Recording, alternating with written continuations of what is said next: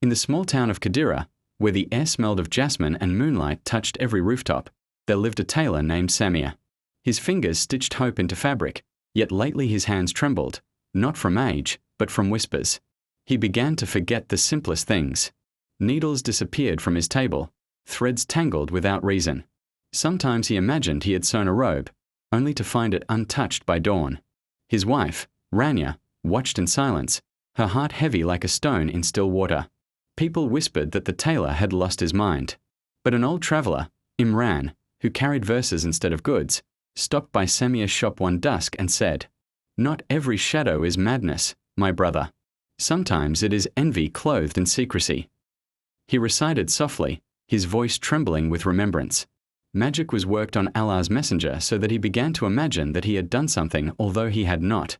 The one who worked the magic was Labīd al-Āisha with macronym. Samir lifted his eyes, even the beloved messenger. Imran nodded. Yes, yet Allah unknotted what was tied, healed what was hidden, and truth triumphed over illusion. For magic is only a test, not a throne. That night, Samir walked to the olive grove outside town, trees that had watched centuries of sorrow and prayer. Beneath their shade, he whispered verses of protection. Al-Falak and An-Nas. Days passed, and the weight on his heart began to lift like mist at dawn. His shop filled again with laughter, light, and thread. But one evening, his neighbor Lina, usually kind-eyed, came trembling to his door. Tears streaked her face. "Forgive me," she wept. "Jealousy burned me did I ask someone to cast harm upon you. I thought your peace was too perfect for this world." Samir's heart softened. "Lina," he said gently, "what you broke, Allah can mend, seek him, not shadows." And so Qadira remembered the tailor not for his suffering, but for his forgiveness. They learned that no spell is stronger than repentance, and that every darkness holds a verse waiting to be recited. Years passed, and Lina woke before dawn each day, her heart still bruised but awake, like a wound learning to breathe again. The olive grove became her refuge. She recited softly under its branches, "Say, I seek refuge in the Lord of daybreak." Sometimes, the voice of Imran would drift through the grove like rain. "Magic," he told her, "isn't only in knots and words. It's in envy, in the heart's darkness. But every knot unravels when the tongue remembers Allah." Lina nodded. "I thought I could wound without being wounded. But I was the one trapped." Imran smiled. "Even darkness is a servant when it leads you back to light." Soon, Qadira changed. Its women gathered beneath the olive trees, reciting Surah and Nas together. "Say, I seek refuge in the Lord of mankind." Children memorized verses of protection, homes glowed with prayer, and envy lost its language. When Samir saw Lina again, he said, "When you repented, we were both freed, I from fear, and you from guilt. Magic sought to break, but faith rebuilt."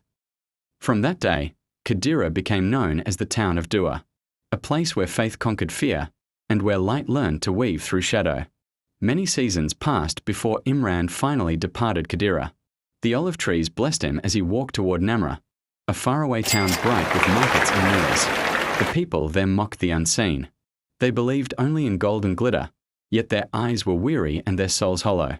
Imran saw merchants lying for gain, friends binding each other with promises of control. He whispered, "The old magic still breathes, now it wears perfume." He began teaching softly.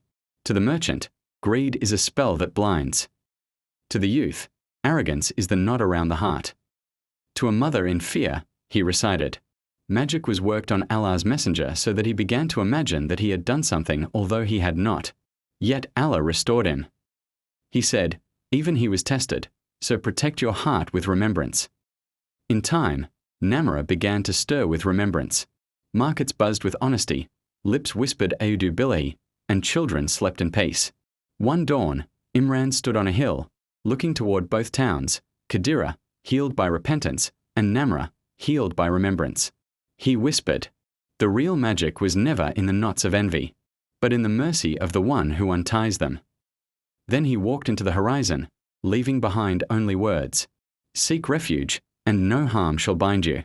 Remember Allah, and no darkness will find you." And so both towns lived in light, knowing that the greatest miracle is not breaking spells, but awakening hearts.